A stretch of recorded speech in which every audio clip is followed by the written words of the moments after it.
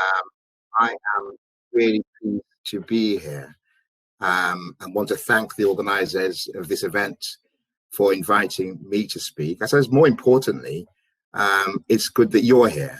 I think the fact that you're here on a Saturday morning, when you could be doing anything else, demonstrates your commitment to these issues. So it's really good that you're here.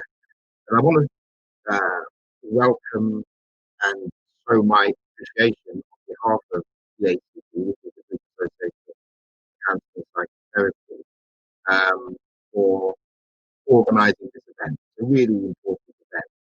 You know, the focus on body, mind, and soul, the focus on really wanting to think about and have what I call really this today a big conversation about the issues that we're facing around mental health, and particularly with what we're going through now in this world, this unprecedented COVID-19.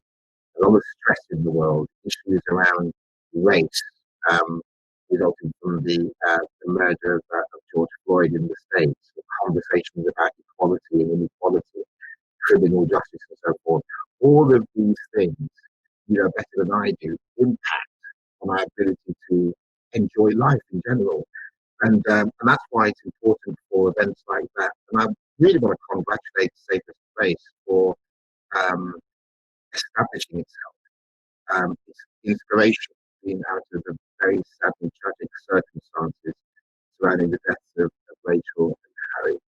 I think what you've demonstrated as a community, as a school, and the students in the school, is that by coming together, we can make something better than the situation that we found ourselves in. And in particular, I want to pay tribute to the mothers of both Rachel and Harry in that regard.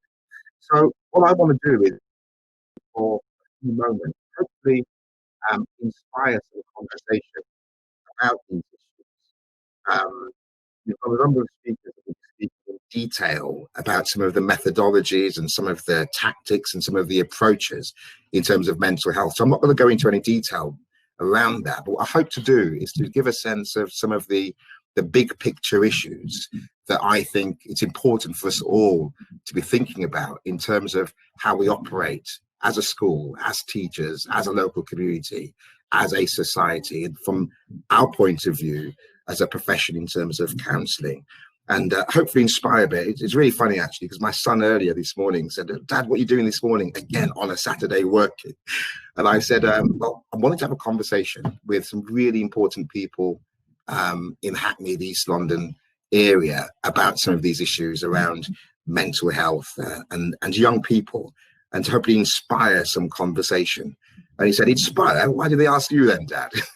So hopefully we'll be able to move forward on that. But just a few points. That you know as well as I do the issues around mental health. And I want to just sort of quote just a few statistics in terms of giving a bit of a context. You know that mental ill health is one of the greatest health challenges of this decade. It's affecting 1 in 4 people who will experience a mental health problem of some kind each year in England. For children and young people, it's estimated that at least 3 students in each classroom will struggle with diagnosable conditions during their time at school. And research commissioned by the NHS in 2017 demonstrated a rise in diagnosable mental health conditions for the age group. This is with this age group, with 1 in 8 5 to 19-year-olds receiving such diagnosis, and that was before the coronavirus and this lockdown. The mental health charity Mind have found that 3 in 5 young people have either experienced a mental health problem themselves or close to someone who has. You have a situation where mental health services for children, this was through CAMS, and you have a speaker from CAMS, Children and Young People's Mental Health Services later on, where mental health services for children, young people and families are overstretched, with many referrals not meeting the threshold. So it's a massive issue that we're finding in terms of mental health issues.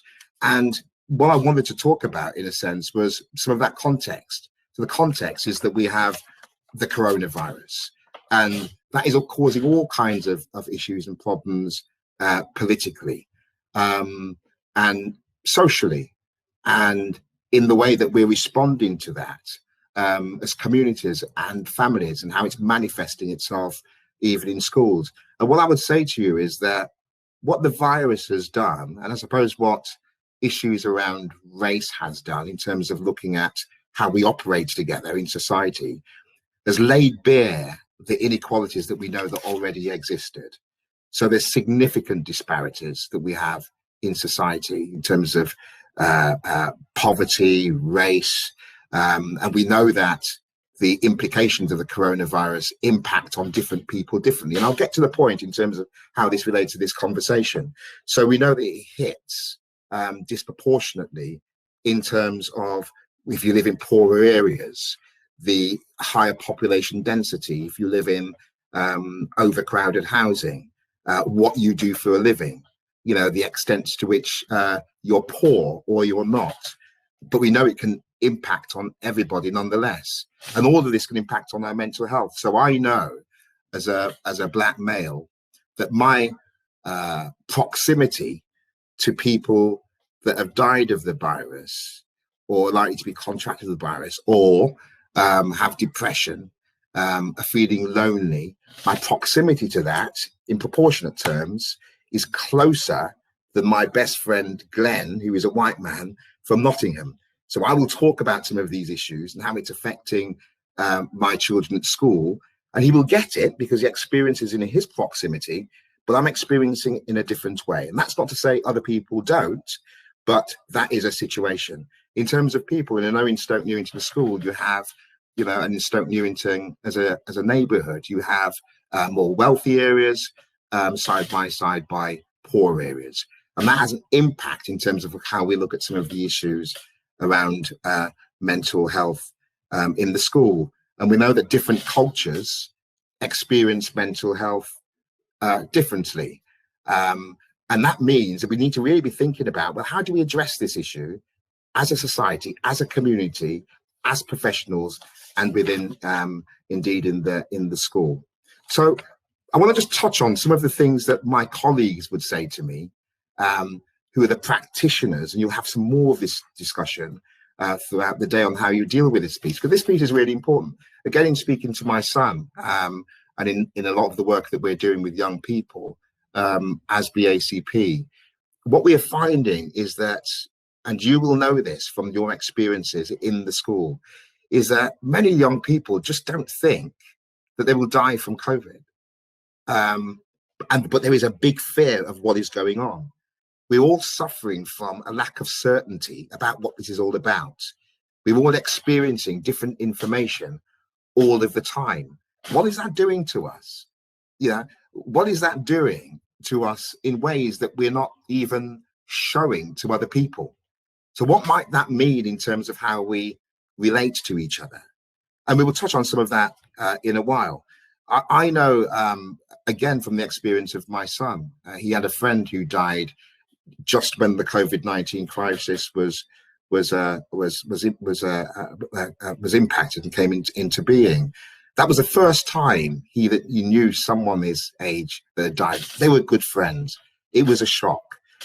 The impact on him and his friends was astronomical. Was huge. The extent to which the school could deal with it, especially at that time, was extremely challenging. There were still pupils and still people of his age group who knew him, who are feeling really impacted by that, who feel they have nowhere to go. There are some cultural indicators too, and some gender indicators too. So what we were establishing was that some of the younger boys, the men, the males, were not speaking to people. They were not speaking to each other. We established that a lot of the good information and the support were actually taking place in the barbershops, in the hairdressers. I remember going into one of the barbershops and, you know, just a bit of an aside, and just talking about their experiences around mental health at this time. But they weren't talking about it in terms of mental health. They were talking about, do you know Sam down the road? Or they were talking about other people. Actually, they were talking about themselves. But the situation's even worse now because the barbershops aren't open. The hairdressers aren't open. So what's our responsibility as individuals to try and support that? How do we even manage other people when it's difficult to manage ourselves? So that's why these conversations are really, really important, because it's only now, I think, that some communities are really feeling able to speak about issues of mental health. And I think the work that your school has done and the conversations that are taking place as a result of the work of Safer Place are so important. Because I tell you what, I work with nearly 58,000 qualified, highly qualified counselors and psychotherapists. And I attend meetings like this and speak at and listen at meetings like this all of the time. I speak to psychologists, I speak to psychiatrists, I speak to GPs. There's no exact answer. There isn't. There's some good practice, and some of it will fit more for some than others. What is important is that ability and that willingness and that need to encourage others to talk about it. And that's why counselling is so important. And that's why the British Association for Counselling and Psychotherapy have been arguing for a long time that there should be at least one counsellor in every school, way before this pandemic, way before this trauma that has been caused, because it is trauma, that has been caused as a result of what's going on right now. We've been arguing and calling for the government to ensure there's a counsellor in every school, like there is in Wales. And that's why the work that you're doing here is so important. And you might think that this is just a local piece, but actually it's a beacon for what should happen nationally. And so what do people say that we should be doing? Well, be kind to yourself and others. Now, a lot of this is going to sound like just trite stuff that we trot out all of the time. But this whole thing around kindness is really important. Where I live in London, there is an older woman that lives opposite me. And she's barely out of the house. And one day I just thought, let me just knock on the door just to feel that she's okay. Knocked on the door. We spoke. First of all, she was afraid of me. What's this big black man doing in front of my door? And she actually told me that about 3 months or so later. But what was important for her was that knock on the door to ask, are you okay? Was so important. It was so important to her. So some of those simple acts of kindness can actually inform and improve people's mental health. Lower your expectations and practice self-acceptance sometimes. So there's some things that my son and his friends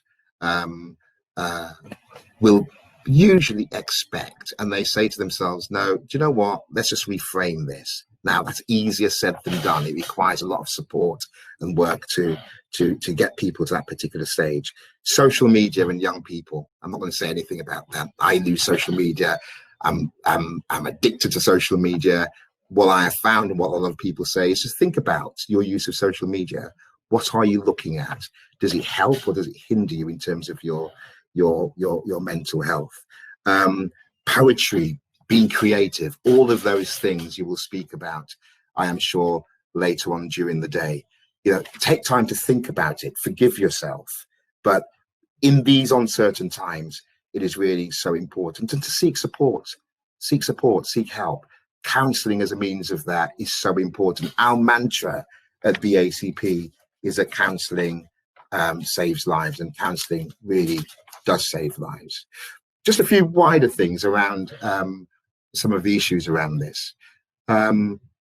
We know that it's not just about COVID-19. We're living in a society, in a world where there is so much division. And it's really important to be thinking about how do we empathize with people that are different from us, because that's one way of trying to address mental health.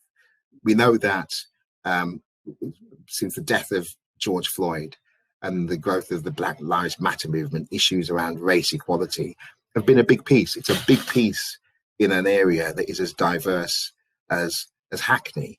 So there is something around just trying to have those conversations about equality, about race, about discrimination. You're in a diverse school. Different cultures respond to some of these issues differently. Not everybody from a particular culture will be exactly the same, but it's in our interests, and actually it supports our own development to try and find out what some of the issues might be in terms of culture and race equality. Domestic violence, we know already that there's an increase in domestic violence at this time. What support might be required for parents at this time? Some of the stats and in the East London area have demonstrated that. And issues around criminal justice and youth violence, the figures have dropped, but there's some indicators that sometimes that violence is taking place in the home, not between so-called gangs, but actually within the home, within families as well. What kind of support are we giving? What kind of questions should we be asking to determine what might be going on in the homes as a result of what is going on? Issues around tackling social injustices in general. We all know, and I'm not making a party political point here, that stop and search rates have gone up, that people feel that they are being treated differently in terms of the restrictions in relation to COVID-19. Now, there may be some legitimate reasons in small circumstances, but if I feel, or if you feel, because of your gender, your disability, your sexuality, your race, that it impacts on you differently, that is a mental health issue, potentially. Racism is a mental health issue. Homophobia is a mental health issue. So let's start thinking about how these divisions in society can manifest in schools. What about the support for our teachers? The teachers don't rock up and they have this sort of like, we're okay piece. How are we supporting teachers? And that's why even on the political level, it's really important to be thinking about the quality of education and the important role that teachers play. What about their mental health needs? Within the Stoke Newington School, you've made a real effort to be specific about some of the needs in relation to that. I suppose I want to just sort of conclude by saying this, that you're leaders in your own right. No one has all of the answers. The British Association for Counselling and Psychotherapy, we don't have all the answers, but we do know, even prior to this, that issues around mental health, children and young people are absolutely key. But actually, all of us have a role to play within this. My mother has a proverb, and she says it's a Caribbean proverb. My Irish friends say it's an Irish proverb, which says, when you point a finger there are 3 fingers pointing back at yourself. So we can always blame other people, but there's something about, well, what's my contribution, the 3 fingers? What is it that I can be doing to help in this particular scenario? Because sometimes when you're helping people, that actually improves your mental health as well. And that's not to say the system needs not to be better to address your mental health needs and our mental health needs, but there is something about taking the responsibility as individuals, not to over-conceptualize this thing, not to make it overly difficult, but actually to do some of those simple things, in being kind, in looking out for the others, in recognizing that children who are most vulnerable, really, in this world, actually do need support, to support your educational establishment to ensure that can happen, to support counselling as a right. Everybody, as a right, should have the ability to speak to someone, be that through talk therapy, be that through counselling, be that through provisions at a school. It is absolutely so critical. And you can play a part in ensuring a society that recognises that actually access to proper counselling, to proper support, needs to be a right, because it will address some of those social ills that we're finding around people not feeling safe to go outside, not feeling they're having the chance to get a proper education, and not feeling so despondent that they question the value of their own lives. All of us have a part to play in addressing that. And by being here, you're continuing that journey, because other people know about this. And when you do this in your area, in Stoke Newington, in Hackney, wider East London looking and listening, South London, West London, North London, and the whole of the country. So just be clear that you're making a difference here by being here on a Saturday and having these conversations. That is really important. So I hope I've sort of given you nuggets of information that you either agree with or you disagree with. What's important is that we're having the conversation and, more poignantly, leading towards action. So thank you very much for your time. Thank you, David. Thank you very much.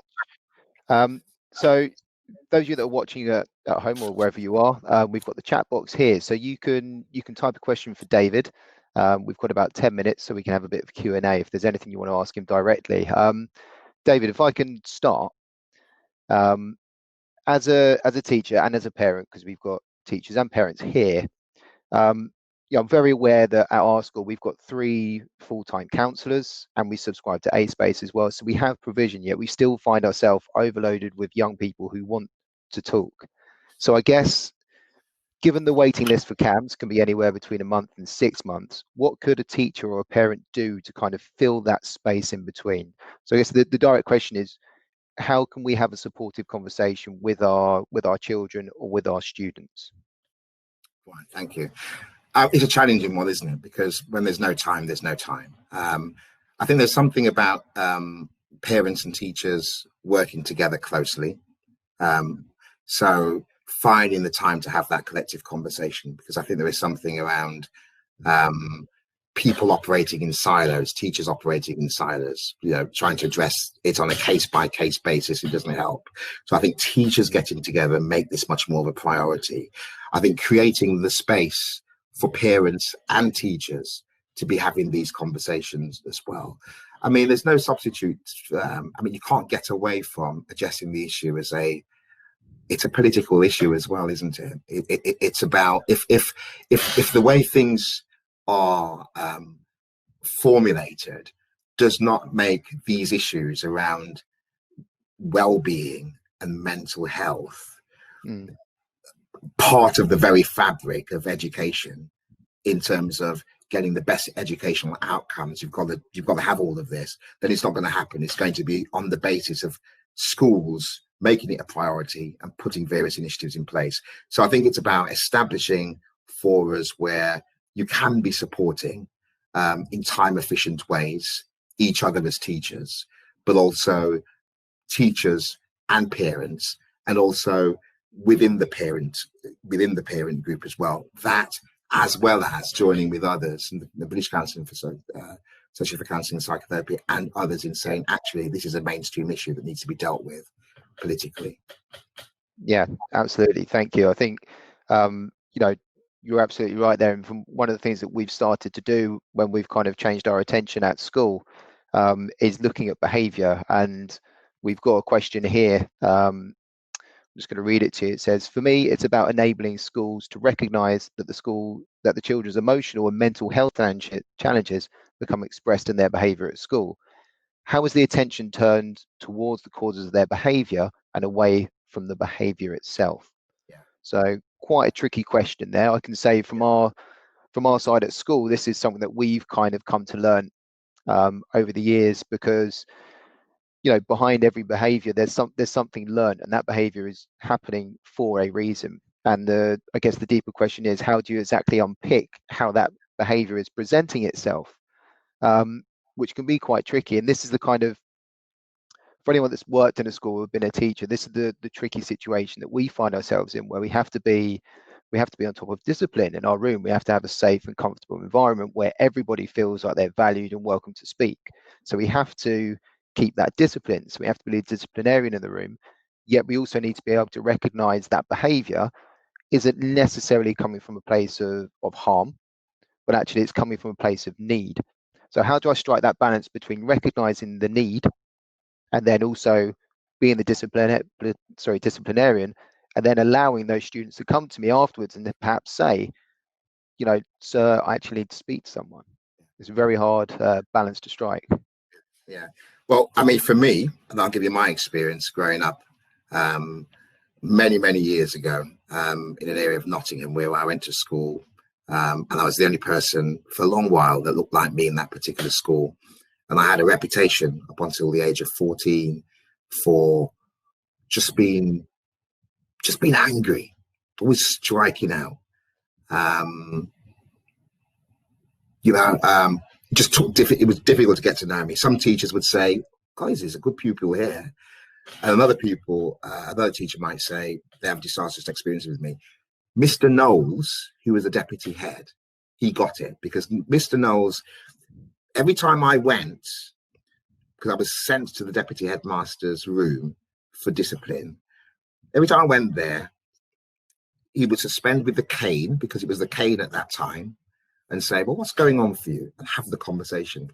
And he established 2 or 3 things that were going on, including my feeling of isolation, my feeling that the way in which I was being taught on certain subjects just made me feel embarrassed. He established that, I had a fear of certain boys because I felt like I was being bullied. He actually addressed some of the issues around the causes. He wasn't getting away from the disciplinary piece, but the causes piece is really important. Not all teachers do that. You have a philosophy in this school which is around, let's look at that. The question is even valid. It's not valid everywhere, but there is something about looking behind at what is going on. So I touched earlier around issues around domestic violence. I touched earlier around issues around, if you live in poor housing, very little space, loads of people in the same room, different clashes of personality, and it's going to have an impact. And if I feel that actually somebody cares, somebody's looking behind what I'm manifesting and is interested in that, there is something around that. But again, it's about embedding that into the way that we do things. And the other thing is that organizations need to work together. So education needs to be working with, social services, with policing. We can't just establish that this is bad behavior and that's the end of it. It's what is going on, what other support could be brought to bear. We've also got a situation where, there are cuts in services. So, there used to be community provision where schools could team up with that to be able to support. That is gone as well. So a lot of this is about doing the best that we can, but also as citizens, saying to our councillors, saying to our local authority councillors, elected members, saying to our members of parliament that actually we could be doing differently here, and organising yourselves to have that, and to be supporting teachers in that regard, and challenging teachers as well.